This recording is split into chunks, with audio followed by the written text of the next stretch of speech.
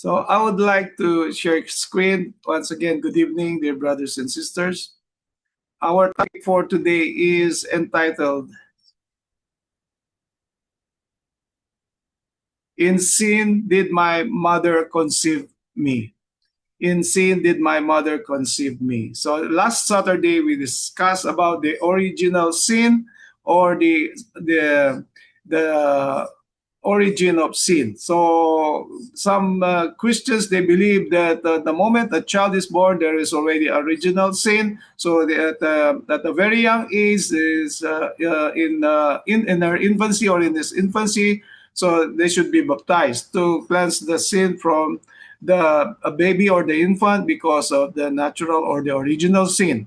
But we were able to prove that in the last presentation that it is not possible that sin will be inherited. And sin, of course, is the transgression of the law. So the infant, how the infant will transgress the law, so it is really impossible. So now let us continue studying that topic. So this is the part two. But anyway, there are some Christians who believe in this Bible verse that was written by King David, that it is a literal meaning that every child there is already a sin in a very young age or in their infancy, the child already have a sin. So let us remember that this psalm was written by King David, which is referred to as the Psalm of Repentance. So let us read Psalm 51, verse 5. Behold, I was shapen in iniquity, and in sin did my mother conceive me. So this is the Bible verse that some of the Christian denominations are referring to, that we indeed have this original sin. But anyway, let us discuss further this Bible verse, how David, our King David, mentioned this. Is this literal or this symbolical, or is there any other way that King David wants to express his desire to ask forgiveness from his transgression from the law of God? So David's condition when he wrote this psalm, we read in Psalm 51 verses 1, 2, and 3. To the chief musician, a psalm of David, when Nathan the prophet came unto him, after he had gone into Bathsheba, and have mercy upon me, O God, and according to thy loving kindness, according unto the multitude of thy tender mercies, blot out my transgressions. So this is how David expressed his desire to ask forgiveness. And then I underlined the words "my transgression," because in verse 2 you will notice, "Wash me thoroughly from mine iniquity." So first is transgression, the second one is iniquity, and cleanse me from my sin. The third one is my sin. In verse 3 it was again repeated, "For I acknowledge my transgressions, and my sin is ever before me." So this is the condition of David after he sinned against God, the man of God's own heart. And according to the counsel and rebuke from Nathan the prophet, this is how he felt. This is how he was pleading unto God. So we move forward to the next Bible verses, and we will read in verse 7, "Purge me with hyssop, and I shall be clean. Wash me, and I shall be whiter than snow." And in verse 8, "Make me to hear joy and gladness, that the bones which thou hast broken may rejoice." Verse 9, "Hide thy face from my sins, and blot out all mine iniquities."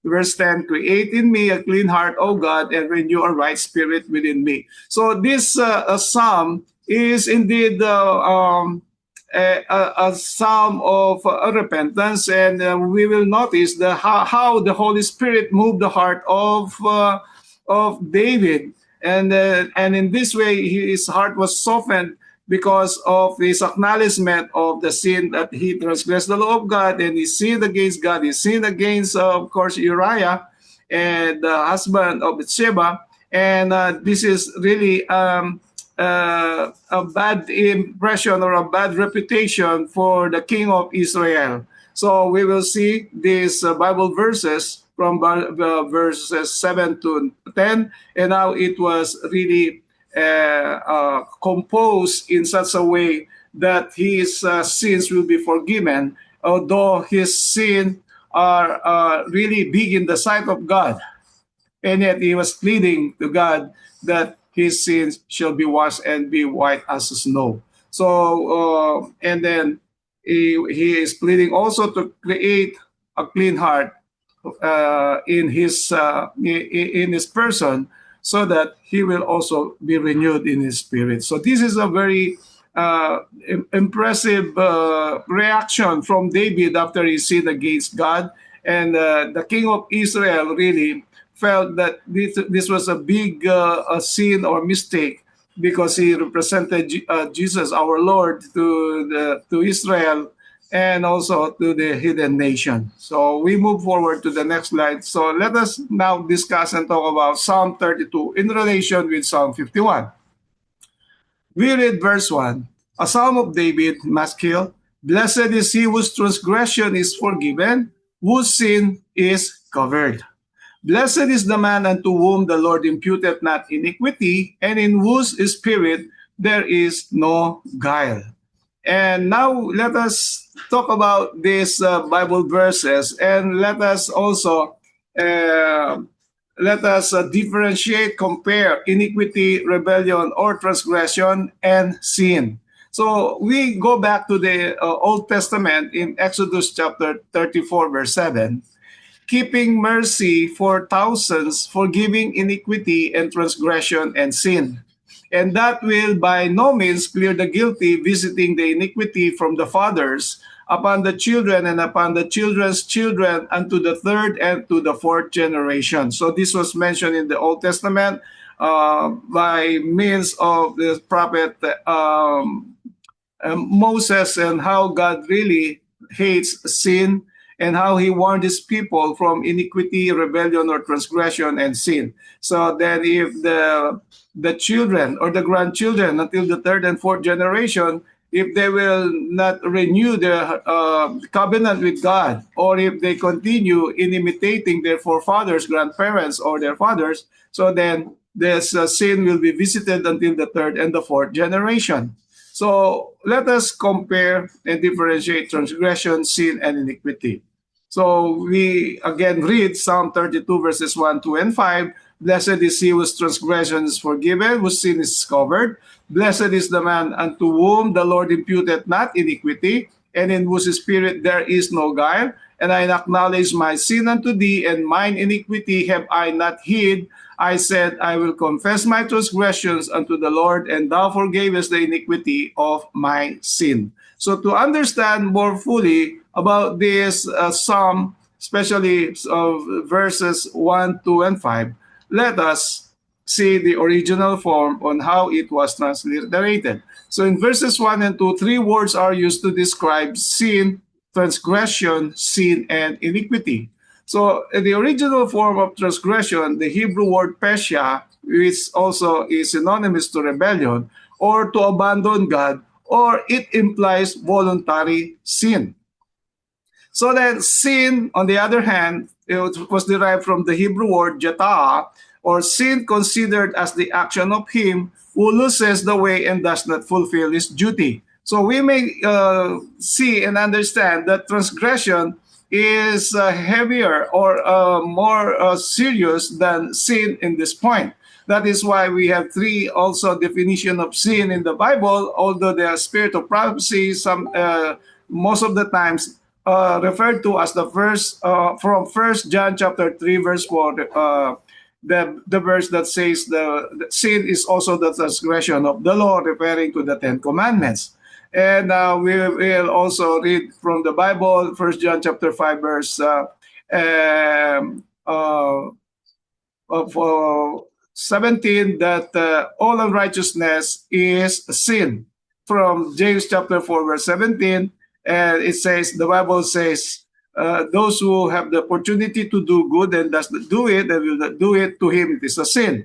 So here we will also understand that sin is according to the definition of James chapter 4 verse 17, that does not fulfill his duty. That is also referring to our duties to our fellow men, or our duties to in our church. If we have some programs, and we also have the responsibility, and we did not fulfill our responsibility according to the Bible verse from the book of James or epistle of James, that is a sin. So we will understand also that in Psalm 32, sin is referred to as the same when we does not fulfill the duty, when we miss the target. So iniquity, on the other hand, was derived from the Hebrew word awon, or moral distortion or perversity, or simply sin. In other words, if we compare transgression, sin, and iniquity, we may see that transgression is the heavier of all. And we have iniquity, and then lastly is sin. But all in all, sin again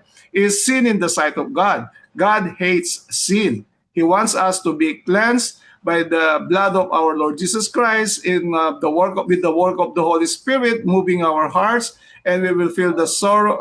We feel sorry for our sins. That is why repentance is a sorrow for sin and a turning away from sin, so that we will obtain mercy or pardon from a loving and long-suffering, merciful God.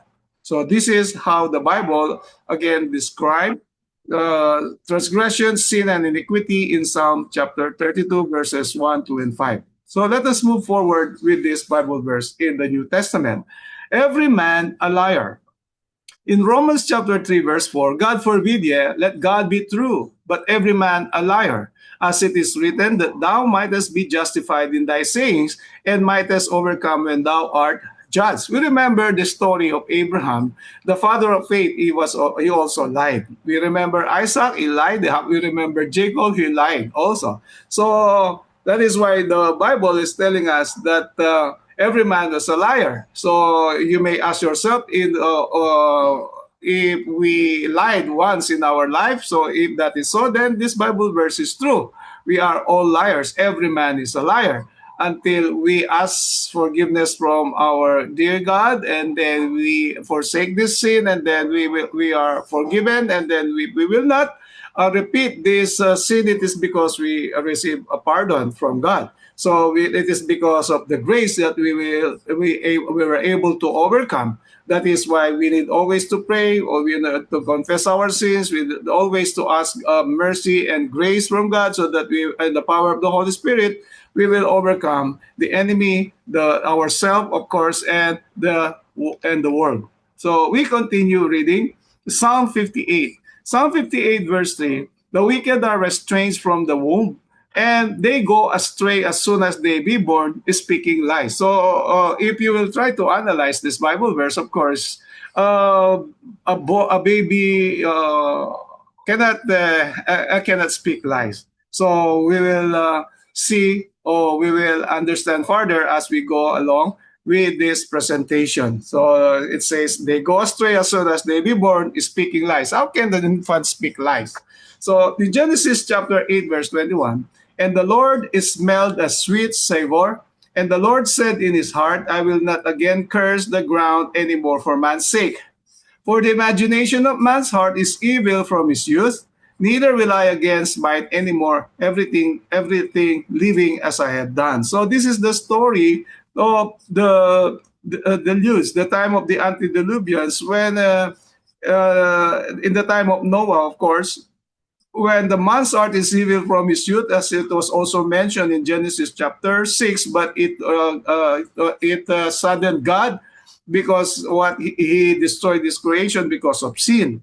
So I underline the part, man's heart is evil from his youth. So we all became youth as a part of our life here on earth. So how do we think? How do we act? How do we talk? How do we decide? How do we also interact when we were young? So we may relate if this Bible verse is true, or we may also see if this is really real, and if this is not a figurative, or it is a literal, that a man's heart is evil from his youth. Of course, if we are separated from God, regardless of our age, of course, not this is not referring to the infant because they cannot transgress the law of God, literally, because sin again is the transgression of the law. So let us move forward with Jeremiah chapter 3, verse 25. We lie down in our shame, and our confusion covereth us. For we have sinned against the Lord our God, we and our fathers from our youth even unto this day, and have not obeyed the voice of God. So Jeremiah also acknowledged from his youth that they sinned against God. So we may also remember what was the previous slide in Genesis chapter 8, verse 21, that man's heart is evil from his youth. So somehow these Bible verses are reconciling.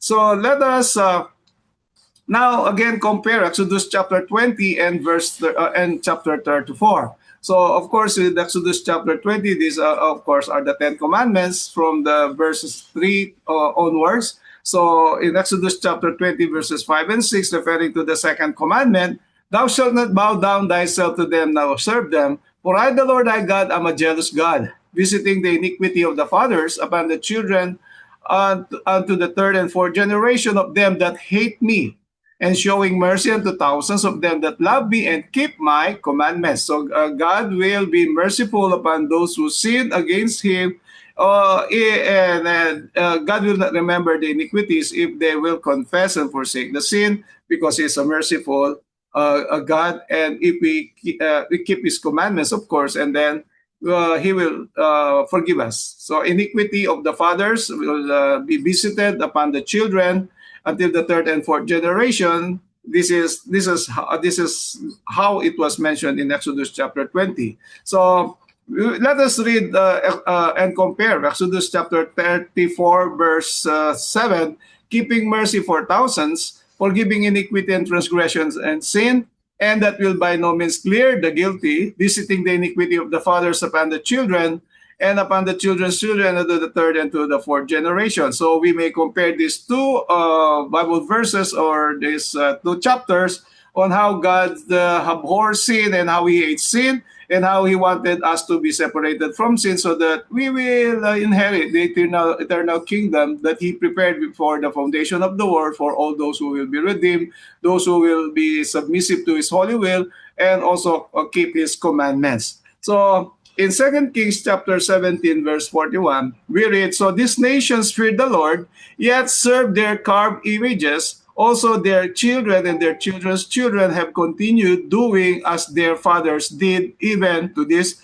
day. So you will mention in this Bible verse that these nations, they feared God. So they know God. They acknowledge God. And yet they serve carved images, which is actually a transgression of the second commandment in Exodus chapter 20, verses 5 and 6, or 4, 5, and 6, as it was mentioned a while ago. So this is how we may differentiate, or how we may compare these Bible verses to understand why God will visit the iniquity of the people from the third to the fourth generation if they will keep on sinning. So let us continue reading. Now I would like to discuss with you this subtopic, and may not be like their fathers. So we read Psalm 78, verses 5 to 8. For he established a testimony in Jacob, and appointed a law in Israel, which he commanded our fathers that they should make them known to their children. So the verse 5 is telling us that God wants the parents to teach their children. We remember also what is written in Deuteronomy chapter 6. But in verse 6, we see that the generation to come might know them, even the children which should be born, who should arise and declare to them to their children. So it is the duty and responsibility, a sacred duty and responsibility of every parent who believes in God, who fear God, that they need to teach their children, their grandchildren, or their succeeding generations up to the third and fourth generation, so that they will not, so that their iniquity will not be remembered in this generation. So verse 7, that they might set their hope in God and not forget the works of God, but keep His commandments. So these Bible verses are now getting clear, and making also having also the answers for some of the previous verses or slides that we just mentioned or tackled a while ago. So then, that they might set their hope in God and not forget the words of God, but keep His commandments. Verse 8, and might not be as their fathers. So that is the subtopic, and may not be like their fathers, because it is the will of God that the moment a person at this young age have this mind and how to acknowledge sin or differentiate what is good and bad, evil or good. So then the Bible is telling us, and also a counsel to the parents and to the children as well, that they will not be like their fathers. A stubborn and rebellious generation, a generation that set not their heart aright, and whose spirit was not steadfast with God. So this is a reminder for all the parents. This is also for ancient Israel, also for the modern Israel. This is also for all the Christians for all time, that this is how God abhors sin, and He wants us to be separated from sin, so that in that way we will obtain mercy and pardon. And we will have the chance or the privilege to meet Him in the near future and be with Him till eternity. So let us not be like their fathers. In other words, the parents, referring to this Bible verse, of course, are they do wickedness in the sight of God. So on the other hand, the parents should teach their children about sin, about the laws or the commandments of God, so that they may also choose what is right. But of course, according to the Bible, unless we accept Jesus Christ as our Savior, our choice, our will not be according or be submissive to the will of God. So the key is, first we need to believe in our Lord Jesus Christ, that He died for our sins, and then He will give us grace and power, the power of the Holy Spirit, to overcome every sin, every besetment, and our nature, which is liable to sin. So it means to say that if we don't have our Lord Jesus Christ in our life, more and more likely we will be sinning or transgressing the commandments. That is why the moment we acknowledge Jesus Christ as our personal Savior, and then we will have the Holy Spirit working in our hearts, and then His power, His grace given unto us to overcome, especially our nature. And then all the things in this world, which are enmity with the Father, and also the enemy who keeps on tempting us, so that we will be separated from God, and that we will also be out of salvation, and in that way He wants us to be rebel like Him. So, poetic and hyperbolic language. So, David declared, and my sin is always before me. Against you, you only have I sinned. So, I acknowledge this in Psalm 51 verses 3 and 4. A possible meaning of Psalm 51 verse 5 and Psalm 58 verse 3 is, a big part of David's life was characterized by sin, and as he was very conscious of sin, David expresses pain by using figurative and hyperbolic language. So that is really the meaning of this, or shall we say, how David expressed his desire to ask forgiveness, and we call it hyperbole. So hyperbole is a figure of speech that consists of exaggerating the characteristics of a person or thing.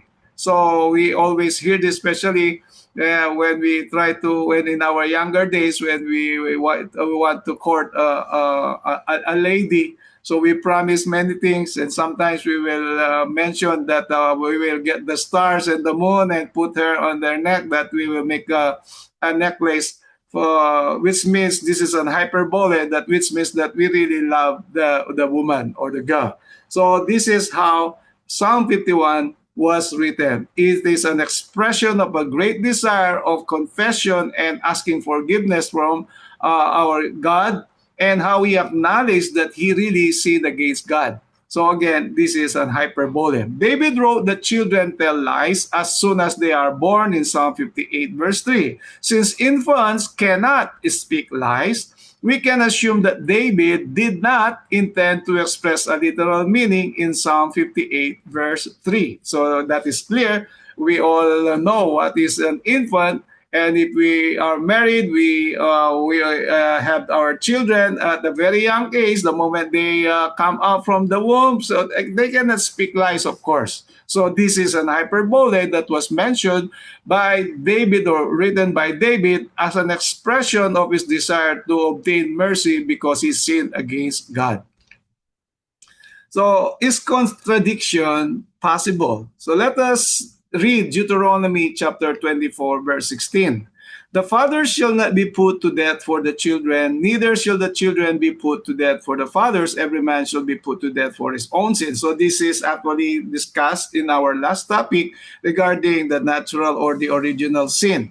So again, we will discuss this so that it will be clear that there is no contradiction regarding this hyperbole, and also how the Bible is telling us that the sin is non-transferable. It is actually an act of the individual to transgress the law of God so that we will sin. In other words, it is an individual decision or desire to transgress the law of God, and it is not inherited. It is not transferable. In Ezekiel chapter 18, verse 20, the soul that sinneth, it shall die. The son shall not bear the iniquity of the father, neither shall the father bear the iniquity of the son.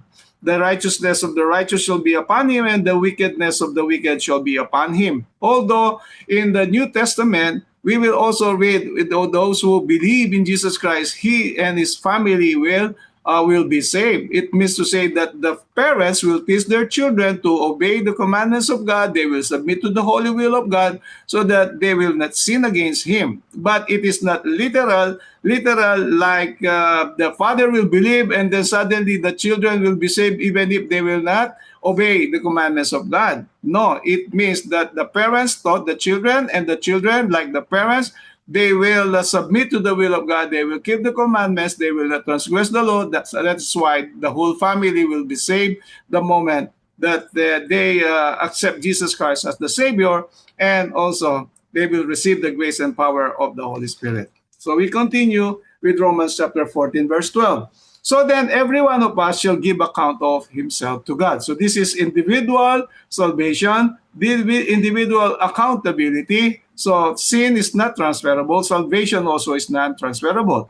In 2 Corinthians chapter 5, verse 10, for we must all appear before the judgment seat of Christ, that everyone may receive the things done in his body, according to that he had done, whether it be good or bad. So again, these Bible verses are mentioning the individual accountability of every individual or every person who will transgress or obey the commands of God.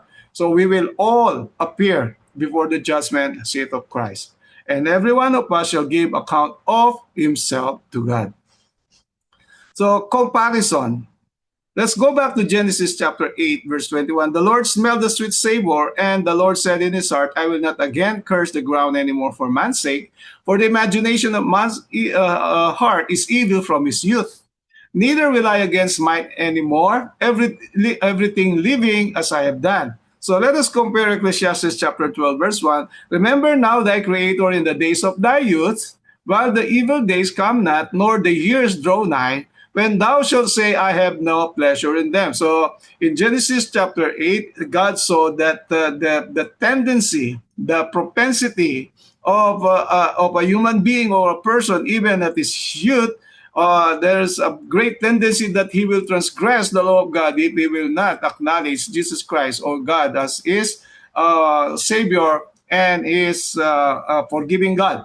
In Ecclesiastes chapter 12, verse 1, we also will find out that there is a counsel, there is a reminder to remember our God, the Creator, even in our days of youth. So it means to say God wants us to understand and to learn at a very young age so that we will not transgress the commandments of God even if our parents, they transgress, so that we will not be like them, then the iniquity will not visit us from the third to the fourth generation, and that will break the cycle. And in that way, we will also receive the blessings of God. He will forgive us. He will be merciful upon us to those who we keep his commandments according to the second commandment that we just read a while ago. So the mother of David, behold, I was brought forth in iniquity, and in sin my mother conceived me. Psalm 51 verse 5. So in Psalm 86 verse 16, O turn to me and have mercy on me. Give your strength to your servant and save the son of your maidservant. And Psalm 116 verse 16, O Lord, truly I am your servant, and I am your servant, the son of your maidservant. You have loosed my bands. So how do we see these Bible verses from different chapters in the book of Psalm and how David wrote these psalms? So we will understand that the Psalm 51 verse 5 really is an hyperbole, and then the mother of David actually was acknowledged as a servant of God. So it means to say that the mother is a believer, but it was not the mother, or David did not inherited the sin from the mother.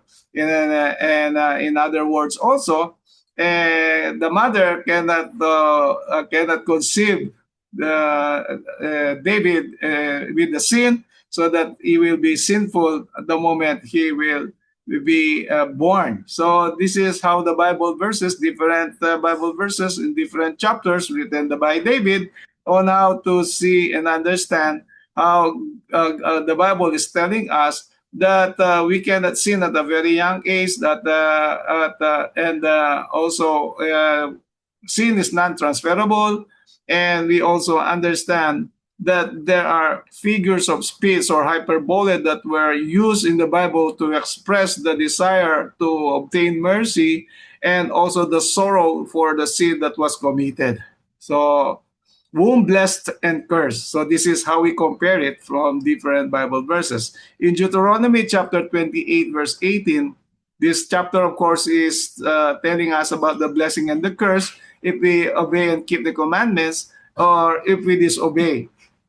So cursed shall be the fruit of your body and the produce of your land, and the increase of your cattle and the offspring of your flocks. In Deuteronomy chapter 7 verse 13, and he will love you and bless you and multiply you. He will also bless the fruit of your womb and the fruit of your land, your grain and your new wine and your oil, the increase of your cattle and the offspring of your flock, in the land of which he swore to your fathers to give you. So this is how we compare the blessing and the curse. So if you read the whole chapter of Deuteronomy chapter 28, you will also learn how people will get sick physically because of the transgressing of the law of God, because of disobedience. Whereas if we keep the commandments, we submit ourselves, all the blessings that was promised by God will also be upon us. So this is how we compare. So womb blessed and cursed. So, dear brothers and sisters, this is the end of our presentation for today.